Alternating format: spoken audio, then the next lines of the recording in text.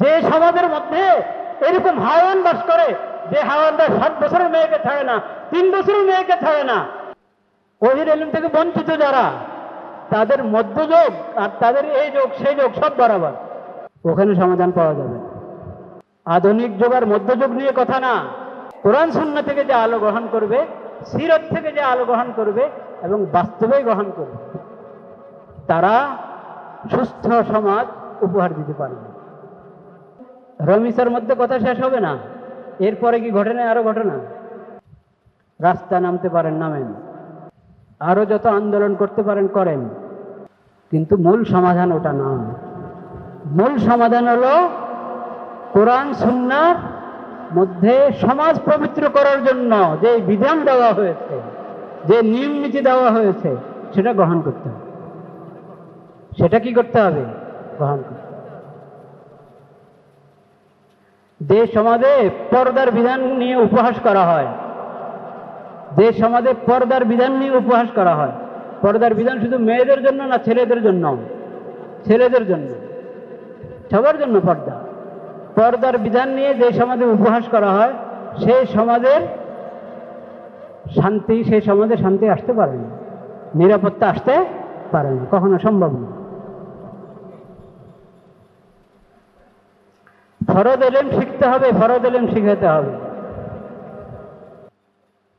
ইসলাম সুন্দর চরিত্র গড়ার জন্য কি রাস্তা দিয়েছে, কি বিধান দিয়েছে, সেটার প্রতি আস্থা থাকতে হবে। ওহির এলেম বাদ দিয়ে কোন ধরনের জাহেলিয়ত, মানে এলেম, ওহির এলেম থেকে বঞ্চিত যত সমাজ, যত সভ্যতা, ওখান থেকে যারা সমাধান নিতে যাবে, তারা কখনো সমাধান দিতে পারবে না। আমরা চাই ওহির এলেমের বাস্তবায়নের যে স্বর্ণযোগ, সেই যুগ থেকে সমাধান গ্রহণ করে সমাধান দেন। ওহির এলেম থেকে বঞ্চিত যারা, তাদের মধ্যযোগ আর তাদের এই যোগ সেই যোগ সব বরাবর, ওখানে সমাধান পাওয়া যাবে না, ওখানে সমাধান পাওয়া যাবে। আধুনিক যুগ আর মধ্যযুগ নিয়ে কথা না, কথা হলো ওহির এলেম, ওহির আলো, কোরআন সুন্নাহর আলো কার কাছে আছে? কোরআন সুন্নাহর আলো যার কাছে আছে, কোরআন সুন্নাহ থেকে যে আলো গ্রহণ করবে, সিরত থেকে যে আলো গ্রহণ করবে এবং বাস্তবেই গ্রহণ করবে, তারা সুস্থ সমাজ উপহার দিতে পারবে। ঘর, ব্যক্তি, ঘর এবং সমাজ, ব্যক্তি, পরিবার, ঘর, সমাজ থেকে নিয়ে সব সেক্টরে কোরআনের আলো গ্রহণ করেন, সুন্নাহর আলো গ্রহণ করেন। শিক্ষা প্রতিষ্ঠিত করতে যাচ্ছেন, শিক্ষা জাতির মেরুদণ্ড, শিক্ষা প্রতিষ্ঠিত করতে যাচ্ছেন। তো ইকরা বিসমি রাব্বিকাল্লাযী খালাক, ইকরা ওয়া রাব্বুকাল আকরাম আল্লাযী আল্লামা বিল কলম আল্লামাল ইনসানা মা লাম ইয়ালাম। সেই রবের নামে শিক্ষা গ্রহণ করেন, শিক্ষা দেওয়ার চেষ্টা করেন, শিক্ষা প্রতিষ্ঠানগুলোকে গড়ে তোলার চেষ্টা করেন ওই রবের নামে, যে রব শিখিয়েছেন, যে রবের নামে পড়ার নির্দেশ দেওয়া হয়েছে কোরআনের প্রথম ওহীর মধ্যে। আর রহমান আল্লামাল কোরআন খালাকাল ইনসান আল্লামাহুল বায়ান। ওই রহমান, যে রহমান কোরআন তালিম দিয়েছেন, কোরআন শিখিয়েছেন, সেই রহমানের কোরআন দিয়ে শিক্ষা প্রতিষ্ঠানগুলোকে গড়ে তোলে। শিক্ষা প্রতিষ্ঠানে হবে সহশিক্ষা, শিক্ষা প্রতিষ্ঠানে থাকবে সহশিক্ষা। শিক্ষা প্রতিষ্ঠানের কারিকুলাম গড়বেন পশ্চিমা সভ্যতার ভিত্তিতে। ইসলাম সম্পর্কে তারা কিচ্ছু জানে না, তাদেরকে দিবেন কারিকুলাম ঠিক করার জন্য, সিলেবাসের বই ঠিক করার জন্য, প্রণয়নের জন্য, সংশোধনের জন্য তাদেরকে দায়িত্ব দেওয়া হবে। তারা পশ্চিমা সভ্যতা ঢুকাবে এটাতে। না ইসলামের খবর আছে, না ইমানের খবর আছে, না নবীজির সিরাতের খবর আছে। সেই শিক্ষা যতই মজবুত হবে, সেই শিক্ষা দিয়ে সুস্থ সমাজ পাওয়া যাবে না, এই বিশ্বাস থাকতে হবে।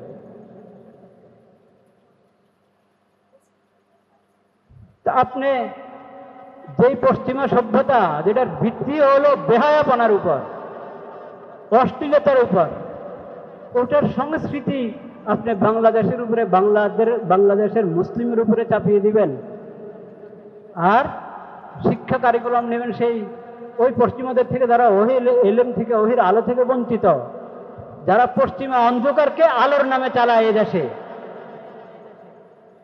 আলোকিত মানুষ চাই, এই কথা বলে কি কোরআনের আলো বুঝাচ্ছে না পশ্চিমাদের অন্ধকার?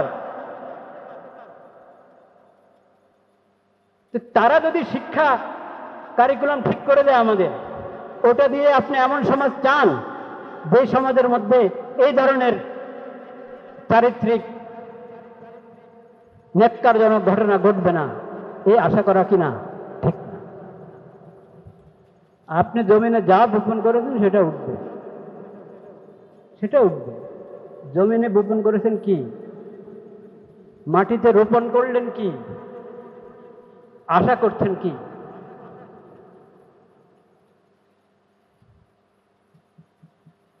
তাকওয়ার পরিবেশ কায়েম করতে হবে, ঈমানের পরিবেশ কায়েম করতে হবে ঘরে ঘরে। সেটা হবে কিভাবে?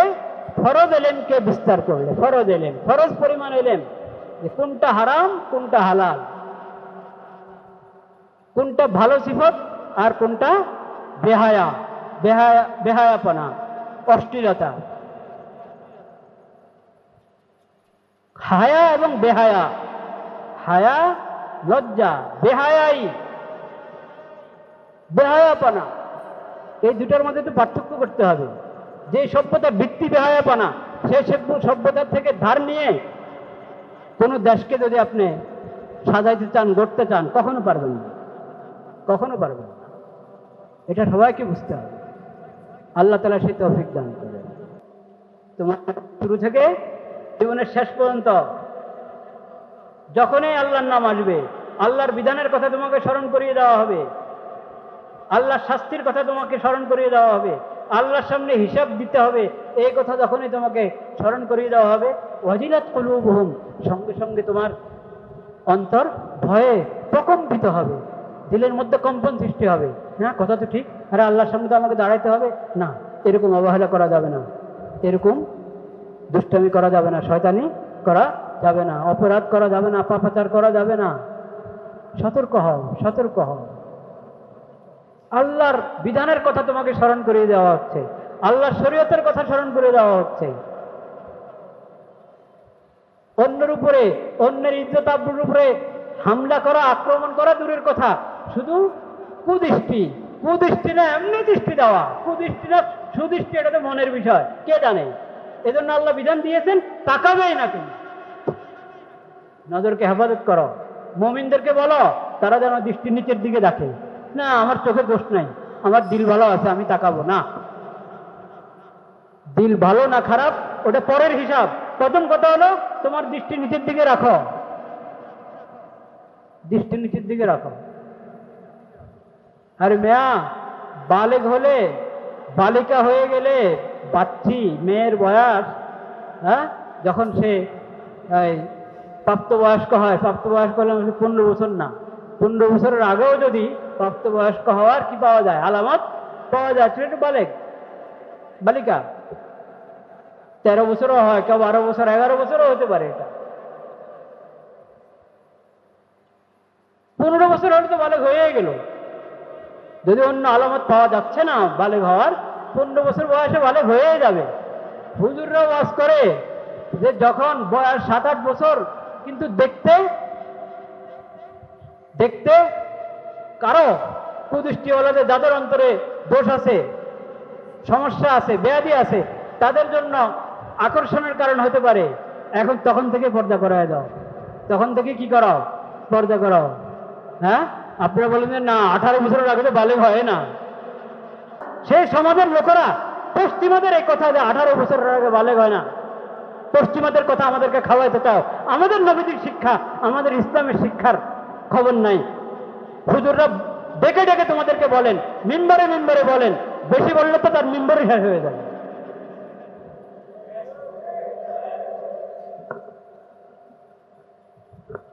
পশ্চিমা সভ্যতা যেখানে আগে বড় অশ্লীলতার অপবিত্রতা, সেই সভ্যতা দেশের আইন বানাবা, সেই সভ্যতা দেশের শিক্ষা প্রতিষ্ঠান, সেই সভ্যতা দেশের সংস্কৃতি, আর শান্তি আনবা। এভাবে শান্তি আসবে না। শান্তি আসবে ইসলামের শিক্ষার দ্বারায়, নবীজির সিরতের দ্বারায়।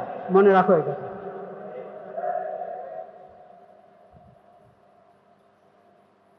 তো শরীয়ত তো বলেছেন, সূরাতুন নূরে পড়েন, আপনি সূরাতুন নূরের মধ্যে পড়েন, আল্লাহ তাআলা বলেছেন, হে নবী, আপনি মুমিন পুরুষদেরকে বলেন তারা যেন নজরের হেফাজত করে, দৃষ্টি নিচের দিকে রাখে, এদিক সেদিক না তাকায়, অপাত্রে না তাকায়। এবং মুমিন মহিলাদেরকে বলেন তারা যেন দৃষ্টির হেফাজত করে। তাহলে পর্দা, চোখের পর্দা পুরুষ মহিলা উভয়ের জন্য কিনা, উভয় শ্রেণীর জন্য কিনা। নবীজির এই শিক্ষাটা আমাদের সংসদ ভবনে উচ্চারিত হওয়া দরকার কিনা, আমাদের মন্ত্রণালয়ে, আমাদের সচিবালয়ে উচ্চারিত হওয়া দরকার কিনা। এরপরও যদি 18 বছরের আগে মেয়ে বালেগ হয় না, এই ধরনের কথা বলা হয়, তাহলে মানে মানুষই তো বরদাস্ত করতে পারে না। এটা একজন মুসলিম আখিরি নবীর উম্মত কিভাবে এটা বরদাস্ত করবে? চিন্তা করেন। আল্লাহ আমাদেরকে ইসলামের নিয়ামত দান করেছেন, মুসলিম বানিয়েছেন, ঈমানের নিয়ামত দান করেছেন, আমাদেরকে আল্লাহ তাআলা মুমিন বানিয়েছেন। কোথায় আমাদের ইসলাম? কোথায় আমাদের ঈমান? কোথায় আমাদের আখলাক? কোথায় আমাদের চরিত্র? আল্লাহ তাআলা আমাদেরকে দ্বীনের সমাজ নসিব করে।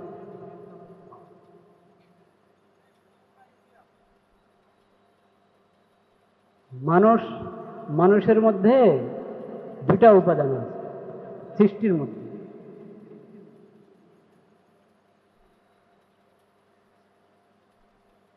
সৃষ্টির মধ্যে দুটা উপাদান আছে।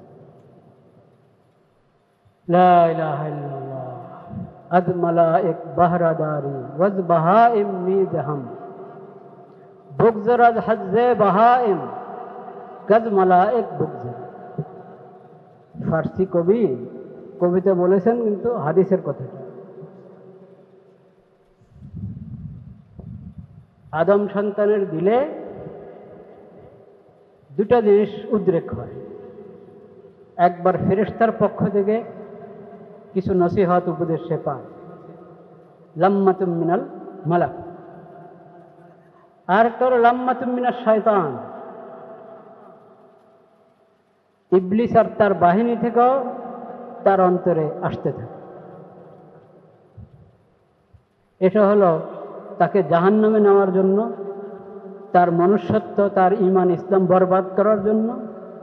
আর ফেরেশতার পক্ষ থেকে যে উপদেশ আসে সেটা হলো তার ঈমান জাগ্রত করার জন্য, ইসলাম জাগ্রত করার জন্য, তার দিলকে পবিত্র করার জন্য, তার সিরত, তার আদব আখলাক, চরিত্র পরিষ্কার করার জন্য, পবিত্র করার জন্য।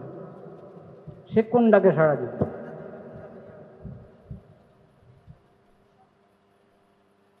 ফেরেশতার পক্ষ থেকে যেই ডাক আসতে থাকে তার অন্তরে, এটা তো আল্লাহর রহমত, আল্লাহর মেহেরবানি। শয়তান থেকেও ওয়াসওয়াসা আসতে থাকে শয়তানের পক্ষ থেকে, সেটা হলো পরীক্ষা, আল্লাহর পরীক্ষা।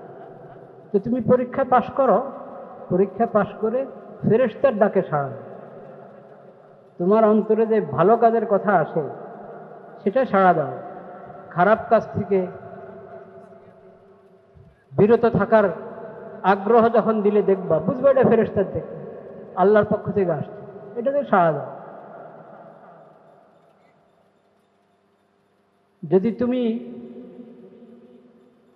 শয়তানের ওয়াসওয়াসা গ্রহণ করো, এর মানে তুমি পশুত্বের, পাশবিকতার রাস্তায় যাচ্ছ, যেটার ঠিকানা জাহান্নাম। ইনসান যদি পশু হয় তো তার ঠিকানা কি? জাহান্নাম। পশুর জায়গায় ঠিক আছে, পশু বাস্তবে যে হায়ওয়ান পশু কিন্তু পশুর জায়গায় ঠিক আছে। কিন্তু ইনসান যখন পাশবিকতা শুরু করে, তখন সেই ইনসান, সেই মানুষ পশুর চেয়েও খারাপ হয়। উলাইকা কাল আনআমি বাল হুম আযাল। এই যে কাছাকাছি যেসব ঘটনা ঘটে গেল, এগুলো কিসের চিত্রায়ন করে? আমাদের সমাজ, আমাদের দেশের ব্যাপারে কি বার্তা দেয়?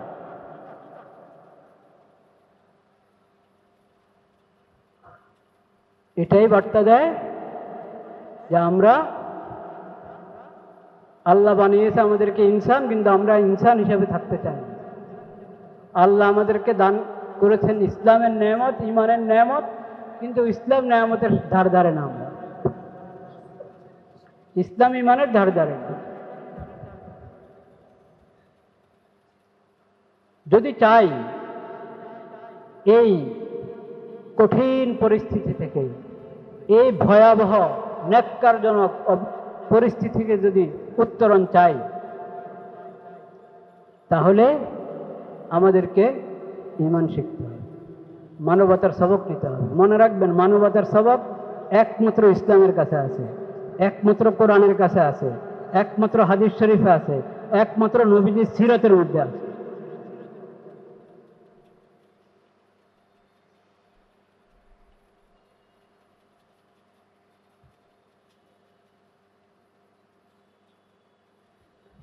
ওহির এলেমের কাছেই মানবতা পাবেন, চারিত্রিক পবিত্রতার সবক ওহির এলেমের কাছেই পাবেন। যারা তাকওয়ার নির্দেশ দেয়, ঈমান তাজা রাখার নির্দেশ দেয়, কলবকে পবিত্র রাখার নির্দেশ দেয়, চোখকে হেফাজত করতে বলে,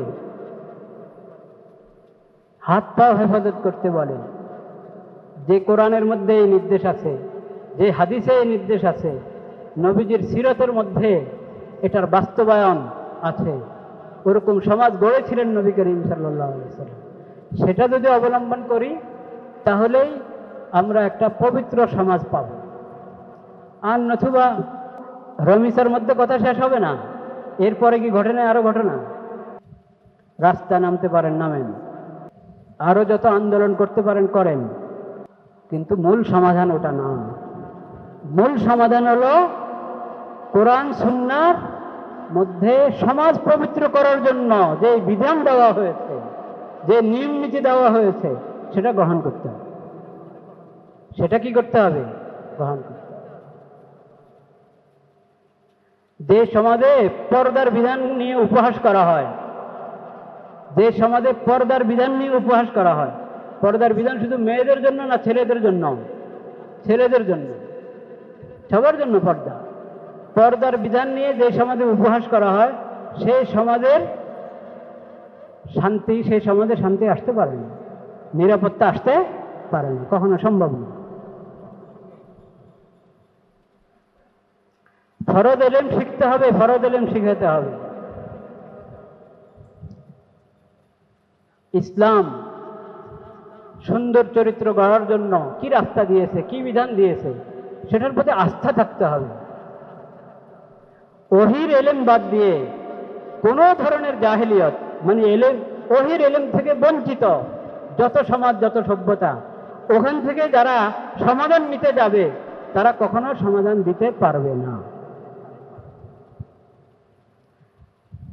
আমরা চাই ওহির এলেমের বাস্তবায়নের যে স্বর্ণযুগ, সেই যুগ থেকে সমাধান গ্রহণ করে সমাধান দেন।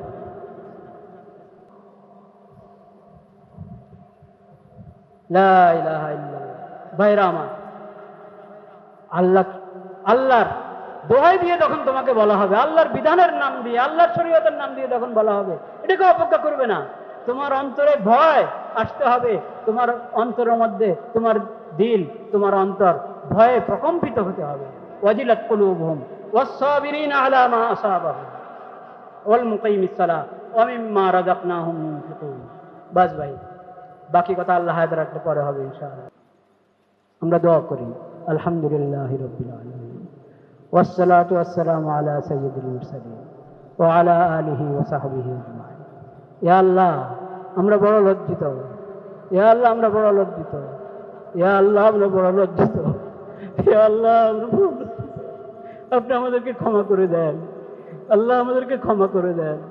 ইয়া আল্লাহ, আপনি আমাদেরকে ইনসান বানিয়েছিলেন, আমরা সবাই হায়ওয়ান হয়ে যাচ্ছি, আমরা হায়ওয়ান হয়ে যাচ্ছি।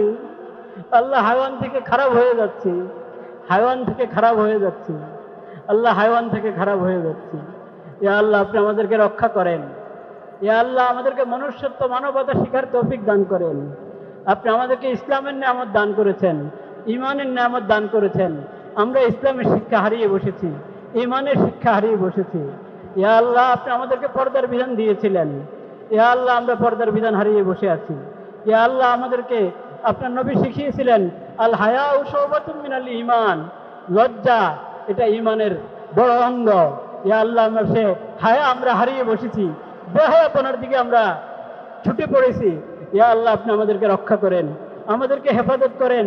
ইয়া আল্লাহ আমাদেরকে রক্ষা করেন, আমাদেরকে চারিত্রিক পবিত্রতা দান করেন, আমাদেরকে চারিত্রিক পবিত্রতা, ইয়া আল্লাহ আমাদেরকে চারিত্রিক পবিত্রতা দান করেন। ইয়া আল্লাহ, ইয়া আল্লাহ আমাদেরকে চারিত্রিক পবিত্রতা দান করেন।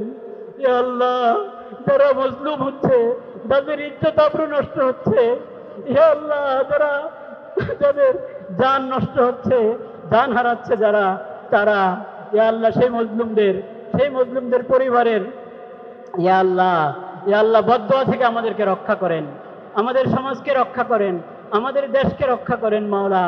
ইয়া আল্লাহ আমাদেরকে এই বুঝ দান করেন যে আমাদের আখিরি নবী হযরত মুহাম্মদ মুস্তাফা সাল্লাল্লাহু আলাইহি সাল্লামের সিরাত এবং তার উসওয়ায়ে হাসানার মধ্যেই আমরা পাবো চারিত্রিক পবিত্রতার রাস্তা খুঁজে।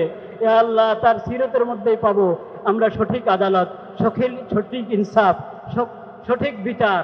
ইয়া আল্লাহ আপনার দেওয়া শরীয়ত, আপনার নবীর রেখে যাওয়া এই সিরাত এবং উসওয়ায়ে হাসানা, উত্তম আদর্শ গ্রহণ করার আমাদেরকে তৌফিক নসিব করেন মাওলা। আমাদের সরকারকে সেই হিম্মত নসিব করেন, আমাদের সমাজকে সেই হিম্মত নসিব করেন, আমাদের শিক্ষা প্রতিষ্ঠানগুলোকে আমাদের নবীদের শিক্ষা গ্রহণ করার তৌফিক নসিব করেন।